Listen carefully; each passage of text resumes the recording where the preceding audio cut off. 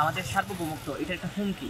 কারণ আমাদের এখানে যখন ইসকনের একজন নেতাকে গ্রেপ্তার করা হয় তখন বিজেপি বা ইন্ডিয়ান সরকার কীভাবে বিবৃতি দেয়, স্বয়ং ইন্ডিয়ান সরকার থেকে ওখানে বিবৃতি দেওয়া হচ্ছে এবং এটাকে কাজে লাগাচ্ছে কারা কারা।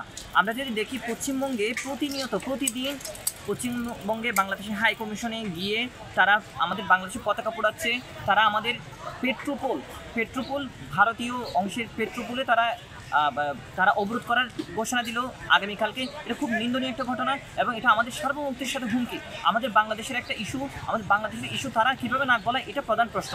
আমাদের এত বছর ধরে আমাদেরকে ন্যায্য হিস্সা দেয় নাই, আমাদের নদীর উপরে বাঁধ বসিয়েছে, আমাদের ট্রানজিটের নাম ধরে করিডোর পাচ্ছে, আমাদের বাংলাদেশের ভিতর দিয়ে তারা ব্যবসা বাণিজ্য করতেছে, তারা সেভেন সিস্টার্সে যাচ্ছে, কিন্তু বিনিময়ে আমাদেরকে কখনোই কিছু দেয় নাই।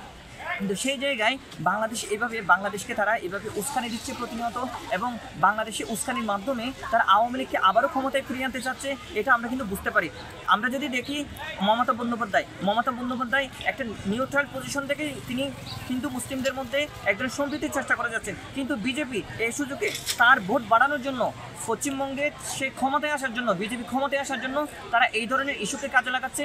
বাংলাদেশের পতাকাকে তারা প্রতিদিনের মতো পোড়াচ্ছে এবং বাংলাদেশকে তারা হুমকি দিচ্ছে, বাংলাদেশ আক্রমণের তারা কথা বলতেছে এবং আগামীকালকে সোমবারে তারা পেট্রোপোল অবরোধ করবে এবং আমাদের এখানকার যত আমদানি রপ্তানি যা হয় তা বন্ধ করার জন্য তারা নামতেছে। এটাকে আমি একজন বাংলাদেশি ছাত্র হিসেবে এটাকে নিন্দা জানাই। তারা আমাদেরকে উস্কে দিবেন না, বাংলাদেশকে উস্কে দিবেন না। এত বছর ধরে 54 বছর ধরে আপনারা আমাদেরকে নিপীড়ন করেছেন, আমরা আর থেমে থাকবো না।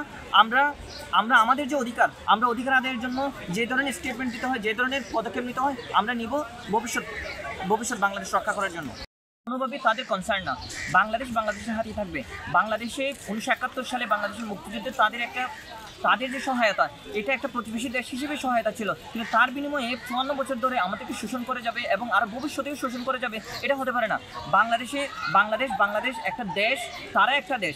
আমরা হয়তো ছোটো হতে পারি, বাংলাদেশ ভারতের তুলনায় ছোটো হতে পারি, কিন্তু আমাদের একটা মর্যাদা আছে। আমাদের সাথে তাদের সম্পর্ক হবে ন্যায্যতার সম্পর্ক।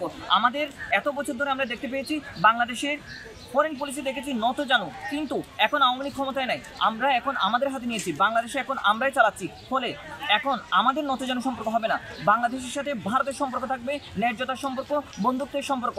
তারাও দেশ, আমরাও দেশ। ফলে এত বছর ধরে আমাদের যে নিপীড়ন চালিয়েছে সেটা বন্ধ করতে হবে। আমাদের সীমান্তে গুলি করা যাবে না, আমাদের পানি ন্যায্য হিস্সা দিতে হবে, আমাদের যা চুক্তি হচ্ছে সেই চুক্তির মধ্যে ব্যালেন্স রাখতে হবে। তারা আমাদের আভ্যন্তরীণ বিষয়ে নাক গলাতে পারবে না। এত বছর ধরে তারা নাক গলিয়ে আসতেছে, তারা প্রতিনিয়ত মিডিয়াতে প্রপাগান্ডা ছড়িয়ে আসতেছে। কয়েকদিন আগে দেখলাম চট্টগ্রাম নাকি তারা দখল করবে, চট্টগ্রাম নাকি তাদের এই ধরনের বলি।